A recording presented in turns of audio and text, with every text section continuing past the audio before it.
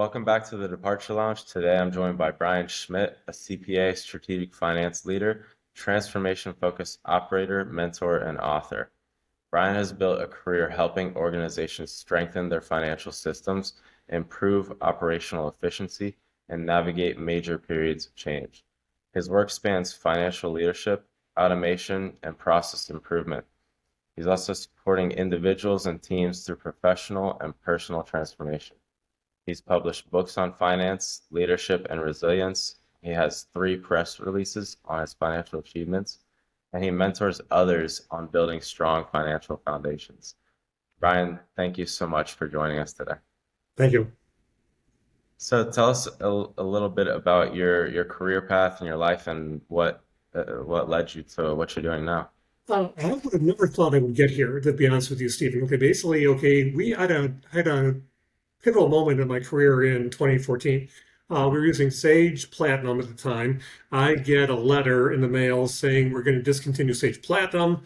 Okay, we'll no longer provide service as of this date. I think it was like 9 or 12 months later. And I'm like, well, that's not good. I need an accounting system that's going to be up to date and going to give me support. So we had to do an RFP. We chose Sage Intacct, okay, of the 5 vendors that we looked at. That took us 4 months to implement, and then we also implemented Adaptive at the same time, and that basically spurred my innovation. From there, I implemented accounts payable automation, implemented expense reimbursement automation, new monthly close tracker, updated our warehouse. Okay, I personally think I saved my company $800,000 a year just with all my improvements. Okay, in fact, during COVID, we had at the time we were processing probably 800 checks a day, basically manually. We had a team of probably about 10 to 12 people processing those checks manually on Excel spreadsheets. We went to a lockbox. I easily saved 3 FTEs by doing that. And also, two, we did it remotely, meaning we didn't need people in the office anymore during COVID, which was instrumental. That's awesome. Can you tell us a bit like what career you're in at this moment? Like what exactly are you doing right now? Right now, I'm basically just building my passive income. I'm working right now basically on prop firms and basically building my passive income right now. I think my passive income potentially could double probably by spring of 2026. Can you explain to the viewers what a prop firm is and Yeah, what you're doing specifically? most people don't know what a prop firm is. So basically, a prop firm is you buy a challenge. Typically, they're $100,000 challenges. You buy a challenge. I'm using 4 prop firms right now, and basically, most of them have a 67%, 70% pass rate. Once I'm live, these bots can perform anywhere from 2 to 5% a month. So on a $100,000 account, I'm making, let's say on the low side, $2,000 a month for every $100,000 account. I right now have $400,000 live, meaning I have automatically probably $8,000 a month coming into me from these prop firms. That's very cool. So you're basically buying into these prop accounts with the trading firm. They give you capital, then you Yes, pass the challenge, and then you get to yes. continue. And then basically I have a profit split. So basically the profit splits are typically 80-20, 90-10, but I get 80 or 90% of the profits, okay, and they get the other 10 or 20. That's awesome. So this is your main thing right now. You're The main you're thing. focused on what you were doing in the past, and now Right. the main thing. And That's basically, Stephen, it only takes me, once I get these set up, it usually takes me about a half an hour to set up one of these challenges. Once I Mhm. get it set up, it's on autopilot. I just monitor the accounts. I probably spend maybe 15 minutes a day looking at my account. So basically, instead of me spending 4 hours a week at a job, I'm spending maybe an hour, hour and a half a week looking at my investments. that's very cool. And how did you get into this? I got a Facebook ad. I looked at a Facebook ad. I hopped on a call with them. It sounded interesting. And I'm like, this was basically my play money. So even if it didn't work out, I lost everything. It was just my play money. Yeah. Okay. That's very cool. So now what are you doing with this? What's your plans? Are you teaching people how to do this also? Actually, what I'm doing, basically, I'm sharing with my friends. Eventually, I'm going to get my kids involved, okay, because I got 3 kids. Basically, I want to share my knowledge on this. I've been posting on LinkedIn a couple times on the prop firms as well. I have a couple people that are interested in that as well. Yeah. Oh, it's really cool. I have some friends that dabble in this stuff as well. So I'm going to definitely share this podcast with them because Good, they're good. super interested. I And mean, Stephen, they're welcome to reach out to me, or anybody on this podcast that watches us is welcome to reach out to me too. yeah, that sounds great. What else can you tell us about prop firms then? Basically, okay, basically it costs typically about $500 to buy the challenge. Okay, these prop firms, you have to actually buy into their system to buy the bots. And That what is any, to talk about like what this challenge, what buying into a challenge means. so basically buying into a challenge means you buy, the challenge can be anywhere from as low as $5,000 up to say $500,000. Mhm. Typically, most of these I'm buying are $100,000 challenges. That's kind of like the sweet spot. But you Okay. could buy whatever challenge you want. The lower the challenge, the lower the cost. So a $5,000 challenge might cost you maybe 25 bucks.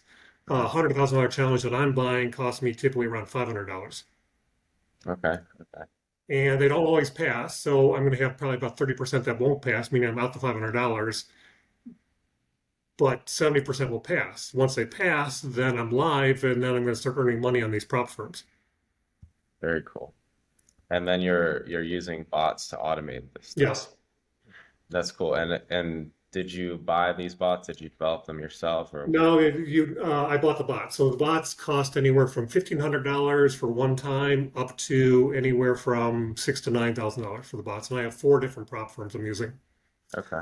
So basically, if one prop firm doesn't do well, I have three others that might do well. I don't need all four to do well. I only need one to do well. Yeah, okay. That's cool. And that one will make up for any losses that might have happened Exactly. once.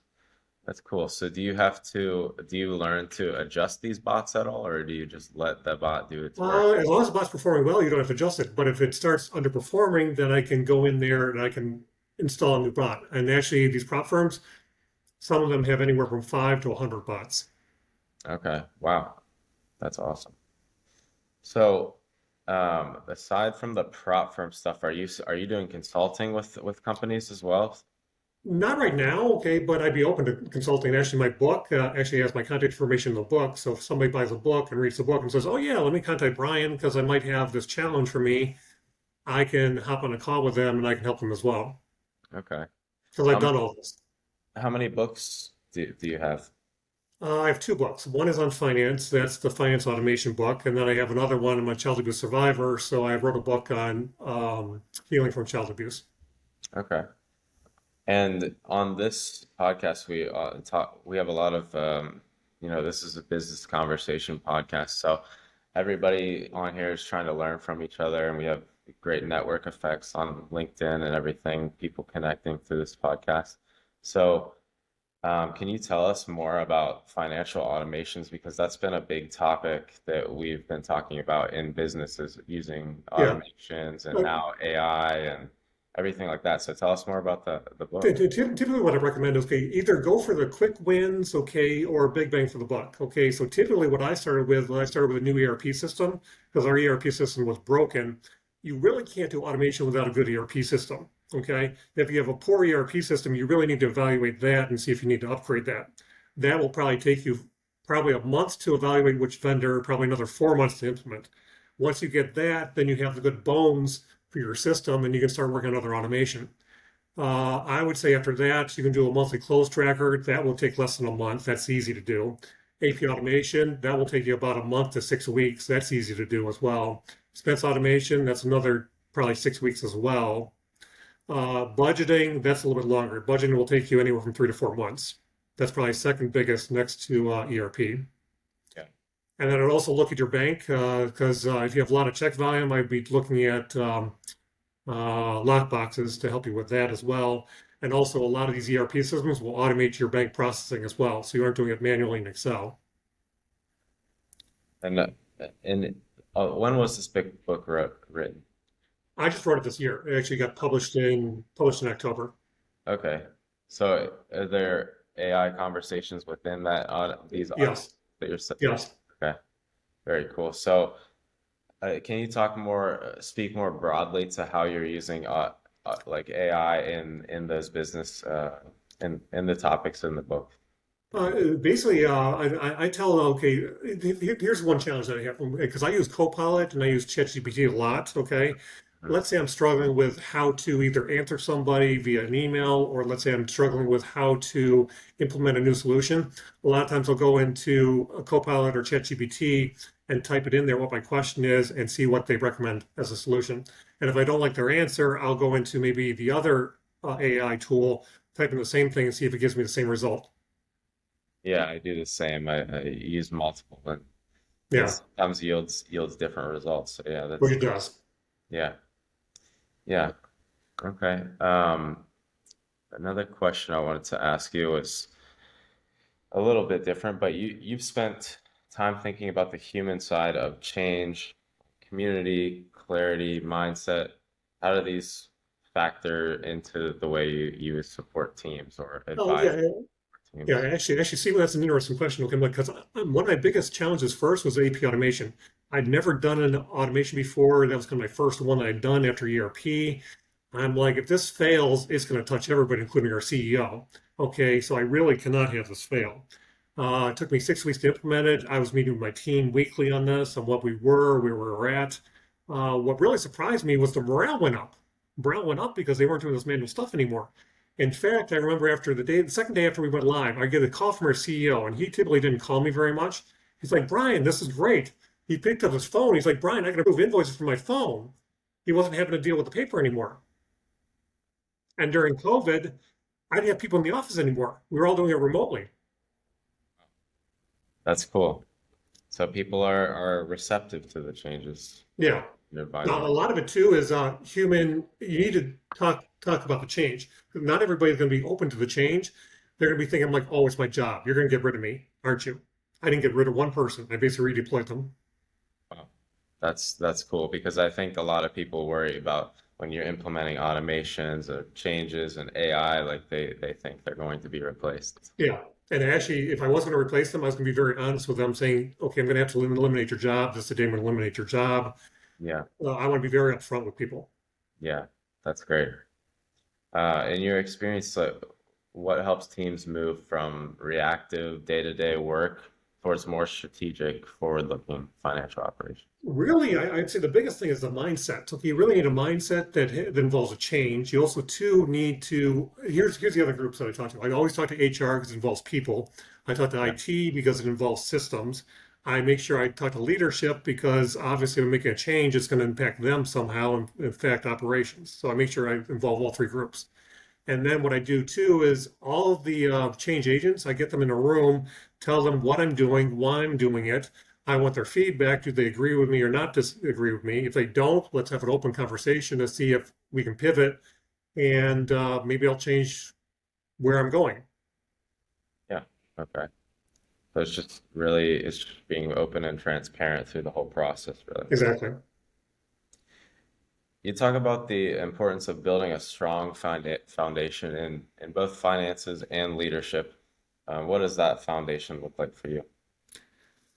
Really, to find that foundation is first built on trust. Okay, you need to trust your staff. They need to trust you because nothing is going to work if you don't trust each other. Okay, so Yeah, trust is the foundation for everything. Okay, and then also too, I would say everybody learns something differently. Some learn by watching things, others learn by doing. Okay, others learn by reading. You need to talk to your staff on how they're going to learn the new system. Okay, and then support them and how they're going to learn that. do you have any good stories of implementing these systems and foundations in any companies you work with? Well, a lot of what we do too is okay. I did it in demo, so we would basically try to break the systems in demo mode because if we break it in demo mode, there's no damage that's going to occur. So I told my staff, okay, try to break it, try to do stupid things, try to make incorrect entries, okay, because I want to see the incorrect entries and see how we would fix those. Like how you think. That's very cool. So when you look ahead at the future of finance and operations, especially with technology moving so quickly, what do you think leaders need to be prepared for? The manual efforts are going to go away. So, like the bookkeepers of the old age are probably not going to be there anymore. I think Excel is going to evolve because I don't think anybody likes Excel because it's too manual, too time intensive, and Yeah, too prone to error. I heard that the average Excel spreadsheet has 5% errors. Okay. And that's if you know about them. My guess is a lot of those errors you aren't going to know about. yeah, yeah. So n- the need to well, the need to be willing to change with technology and understand that it can help with that error rate. Yes. Awesome, awesome. You've mentored many people at different stages of their career. What do you think the next generation of finance and leadership talent needs the most right now? I would say the first thing, basically what I focus on is, okay, I focus on two things. One is any handoffs of information between people, because that typically can be automated. Two is Excel. Okay, where are people using Excel? And actually, another thing that I do too, and actually it's in my book, is Power BI. Okay, I never learned Power BI until probably about 5 years ago. I watched a couple free YouTube videos, and within a month, I understood Power BI. In fact, I took some PDFs that my staff were getting, and I probably saved my staff person 1,200 hours by automating those PDFs. What is Power BI? Can you explain more? Power BI is basically it's another Microsoft tool where basically you can take an Excel spreadsheet, you can take a PDF, you can take pretty much any data. You can then customize that to get the output that you need. So typically what you do is I would ask my staff, okay, what output you need, give me the final form, tell me what your raw data is, and then I would meld the raw data into the final form. Okay. So, nearing the end of the podcast, we always ask this question to be very open-ended. But if you could wave a magic wand over, any issue that you had with how financial teams operate, or it can be something with your prop firm too, as well. Like if you had anything that you in that area that you wanted to change, like if you had this magic wand, what would you change instantly? Probably predictability, because what a lot of companies want to don't have, they don't care about history. Actually, a lot of actually, if you think about any company, okay, I don't care what company you're thinking about, whether it's Microsoft, Amazon, Mhm. okay, the reason for the value of their stock is not where they've been, it's where they're going to be. Okay, so really, what you want to use is AI tools to predict where you're going to be. So my guess is use Copilot, use ChatGPT, use some of these new modern softwares to predict kind of where your revenue is going to go and then use predictive analysis on history to see how accurate you're going to be. Cool. The other question I like to ask near the end is, what are you excited about? And can be in life, business, career, anything. I got three kids, as I mentioned before. I want to see my kids grow and prosper. Also, too, I want to share my knowledge with them on investments and finance, okay, so they can grow their income just like I grow my income. And then basically, I believe there's a wealth of information I can provide. So I provide that on LinkedIn. I'm providing that here today with you, Stephen. Okay, I like knowledge is powerful. I want to provide that same knowledge. How old are your kids? I got 29, 27, and 21, so three adults. Cool. And how are you showing them like what you know, and how are you giving them your knowledge? Basically, okay, now they did have financial education in high school, which is kind of a unique. I never had any Yeah. financial education in high school. You probably didn't either, okay? No, no, not Everything I learned was in college and after, yeah. okay? So they're kind of ahead of most where most kids are at. Once I start understanding what these platforms are and getting money from these, I'm going to build the same thing for them. And my guess is I'll probably manage it for them, but I want to tell them how it works and why it works. Yeah. No, the prop firm thing is super interesting. I think other people will find that very interesting and probably Yeah, end up wanting to follow up with you. yeah. So where can they hear from you? Where can they learn more about what you do? Basically, I'll give you my numbers. Basically, my number is 224-760-6890. I'm in Minnesota, some Central Time.